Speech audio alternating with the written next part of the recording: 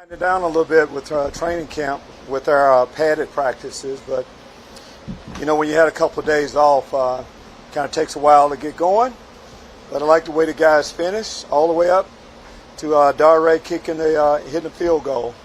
You got to be ready at all positions. You never know when it's next man up. So that was encouraging to see. We have some bumps and bruises like everybody does this time of the year.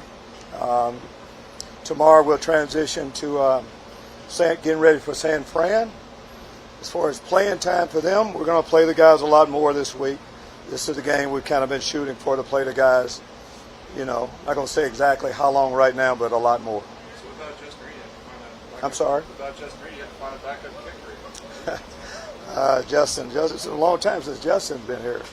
Yeah, but you always have to have, and we have a couple guys. Normally, your punter can kick a little bit too, so you have a couple of options. But Dare is a soccer player. Most of those soccer players, can boot it through when you need them to. Going back to Saturday's game, can you talk about the play of Braylon Arnold? He's gotten our attention. For young players that haven't gotten a lot of time, it's about taking advantage of the opportunities that you get.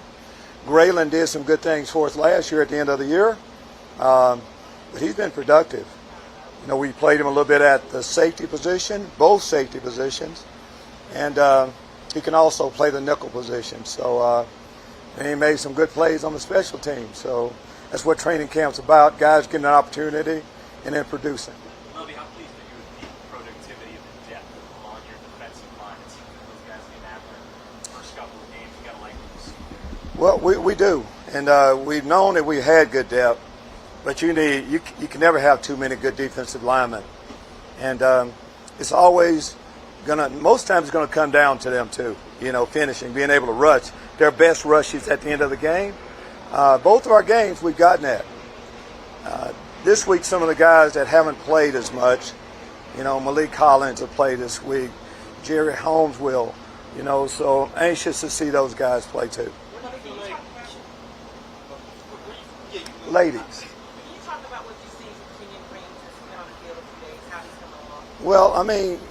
Well, he's missed a lot of time, but getting him back out there, just in the group was big for us. I think the last couple of days he's practiced with us. He's done well. No lingering effects from, the previous injury. So hopefully we'll be able to do something with him this weekend. Do you view him as a starter or still competing? We're not naming many starters. Normally a first-round draft pick eventually is going to move into that role, but it'll play itself out. Coach, I know you're not naming starters as of right now, but you didn't play Damian Chris last week. What made you feel so comfortable in that decision after what you saw against the Saints? Just what we saw against the Saints. And, guys on training camp, once you see a little bit from one guy, when you have a lot of running backs, you got to let them all have an opportunity. So don't look too much into it. We've seen some good things from Damian, but, some good things from the other guys too. No, he has an injury right now. Any guy's not practicing. We don't think it's anything too serious, but we'll see.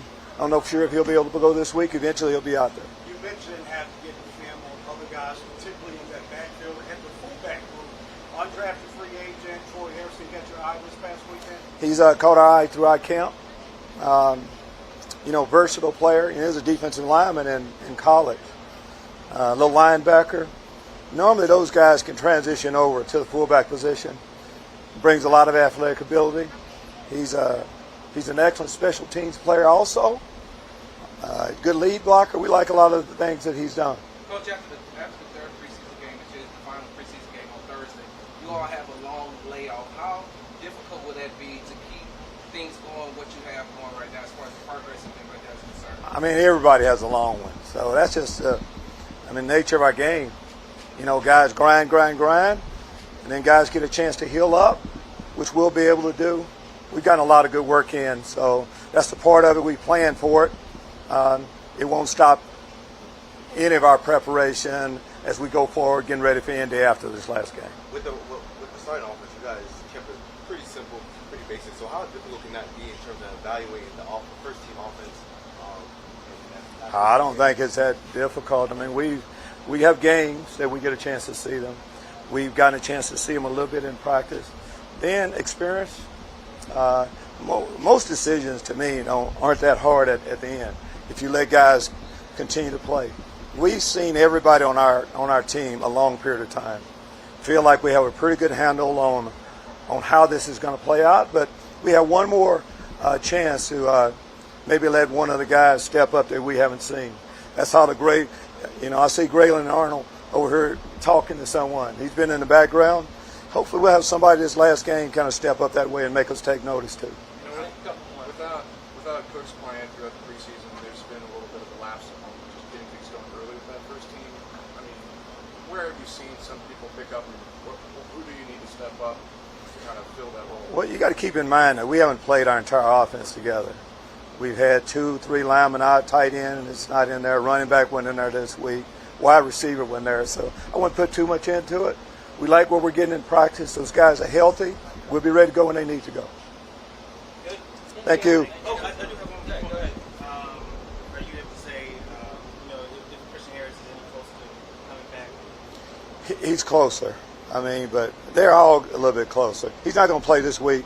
He's not practicing yet. Whenever you have a soft tissue injury, I mean, it takes a while. He eventually will be out there. It's not anything that's going to be season-ending or anything like that. He was making a lot of progress. Whenever you have an injury on a young player, it's not an ideal situation, but again, eventually he'll be out there. We can't wait. He's going to help us win a lot of games eventually. Thank you.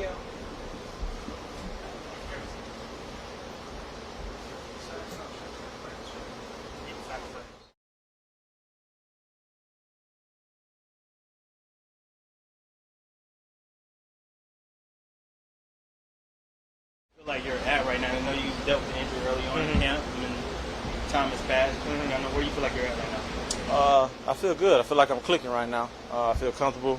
I'm healthy. Thank God. So I'm just out here just trying to make the most out of every day.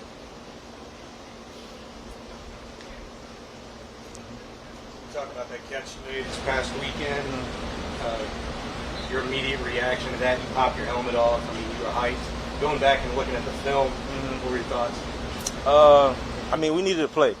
The offense was we were stagnant. We needed somebody to just go out there, just make a splash play, just to get everybody up off their feet. It was cover 2. I had a whole shot.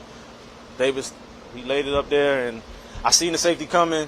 So all I just focus on the ball, catch the ball, brace yourself, take the hit, try to get your feet down. I didn't know if I got them down, but once I took the hit, and I wasn't dazed or nothing. I just took my helmet off, and they were jawing at me, so I just jawed back at them. In the way that you can, like, how much of this offense have we not seen yet? I would say a lot of it. I mean, obviously in the preseason, you don't want to show your best stuff. And Brandon hasn't even played yet, so it's, you know what I'm saying, we're not showing a lot. So you got to keep a lot of it secret. I mean, you always got the coaches are going to be watching. So, I mean, we're going to open it up eventually, but not yet. So those meeting rooms, as you're breaking down after these past couple of games, what is that when they're trying to evaluate you guys, but also work into the offense? Yeah, I mean, everything is simple right now. I mean, we're running day one install stuff. So we just the evaluation is just going out there and just playing. I mean, who can give the most effort? When the ball comes to you, who can make the play? Who can make the blocks?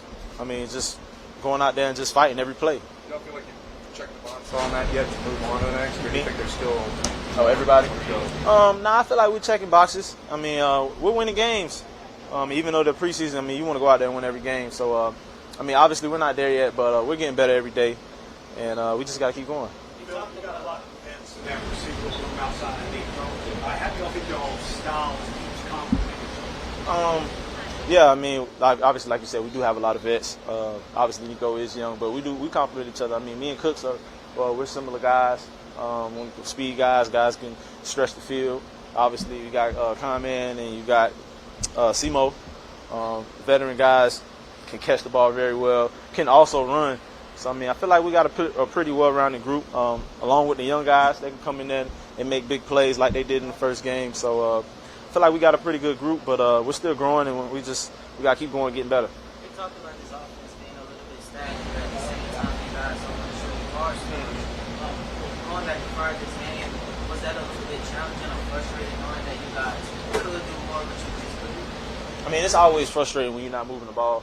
No matter who's out there, no matter what play is called, you gotta. Everybody has an assignment on each play, and you gotta go out there and execute it. And we weren't doing that at first. So at the end of the day, football, it's about momentum. You need somebody makes a play, and then another big play followed up after that, and then it's a trickle down effect. So it's football. Everything isn't easy, but you got to make the best of it.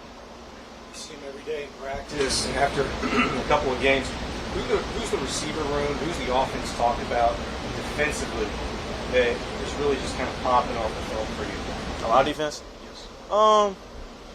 Some of the young guys. I mean, obviously you got Petrie, you got Stingley.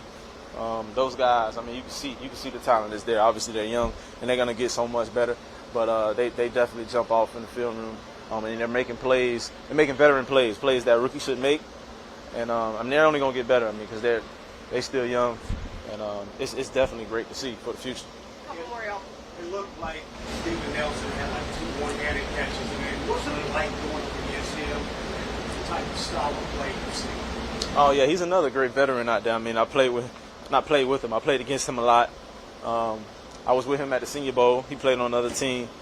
He's a guy that's been around, seen a lot of football, played a lot of football, played in big games. He's just a veteran. I mean, sometimes when you're a veteran, you just see stuff different. And he's one of those guys that just come out here.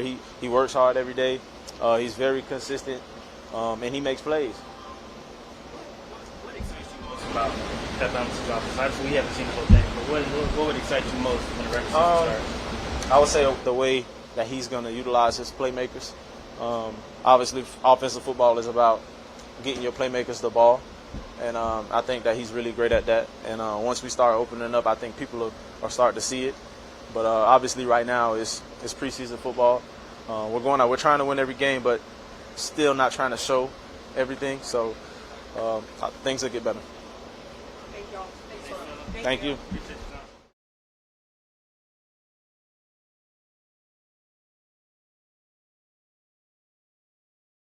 Play on the play action, get it into T. Yeah, we were running the ball really well that drive, so we called it naked, and Teagan got out nice, and actually didn't throw a great ball, kind of threw it behind him, and he turned in, made a play, and scored. So that was nice to see Teagan get out there and get some time. I know he's been kind of struggling with whatever issue he's got going on, but it's good to see him get out there and get some playing time and play well. It was cool. It's good to see it. What's it been like getting back to Texas, being a part of this team? It's cool, man. I mean, obviously spent 4 years of my life in the area, 2 years here, 2 years at A&M, and it's kind of familiar, you know. You come here and you don't feel like you're out of place, and, you know, a lot of good guys on the team, a lot of good coaches, so it's been a lot of fun. Why Houston? What was the connection for you?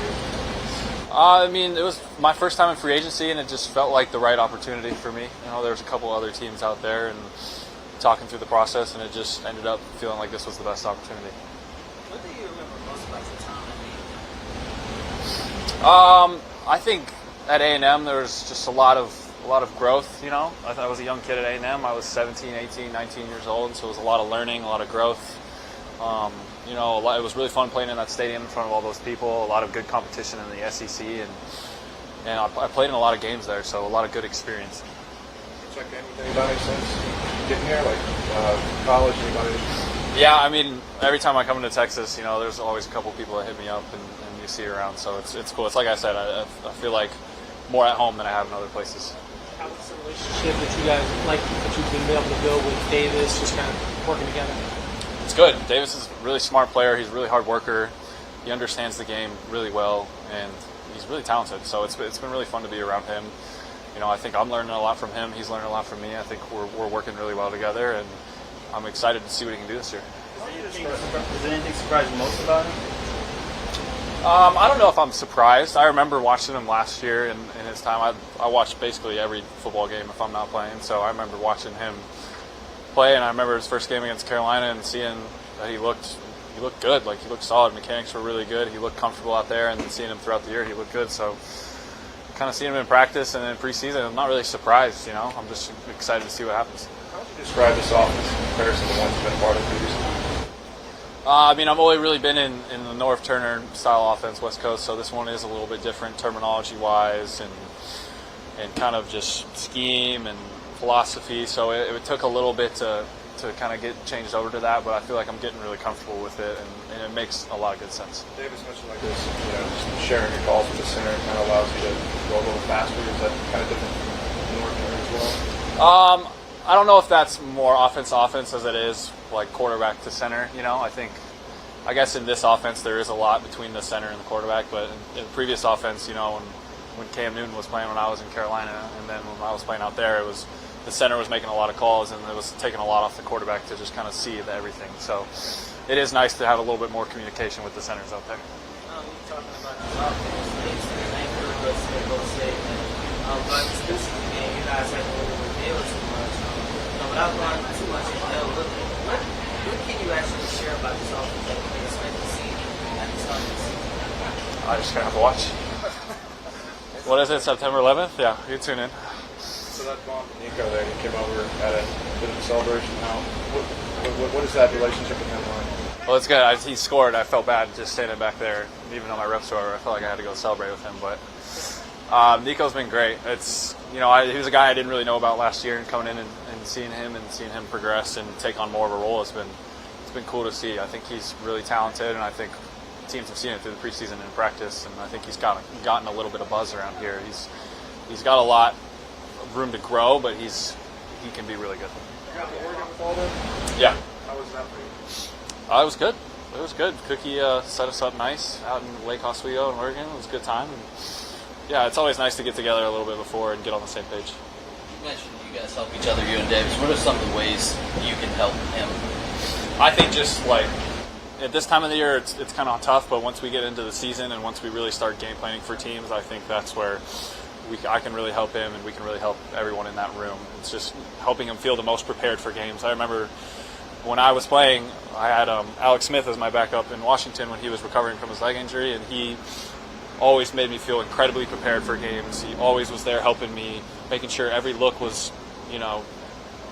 covered over, and he'd been through it, so hopefully that I can kind of help Davis with that and make sure he feels fully prepared for the games. Two more other guys like that you still kind of text with and lean on?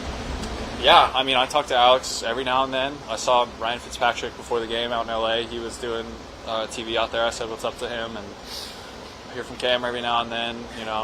We see Greg Olson out there doing TV. So I've seen him a couple times last year. There's a lot of vets. My first couple years in Carolina, I was around a lot of really good vets. It was Ryan Khalil, Luke Kuechly, Greg Olson, Cam Newton. And so it was really cool to learn from those people and still have good relationships with them. I know a lot of it's mechanical, but how much can you communicate over text when you're answering questions? I think there's not much that is mechanical. Okay. So I think it's the other way around. I think, even just I have relationships with other guys around the league who are still playing, and just being able to hit them up after they've played a team and say, hey, what'd you see? If you have any notes on it, send it here, and I think guys are open to doing that depending on the situation. So, I mean, I just always try and get as close as I can to all my teammates and keep those relationships going wherever I go. What was Cam's nickname for you? It was Lovey Dovey. Lovey Dovey? Oh. Yeah. So that's a story for another time. All right. Thanks, guys.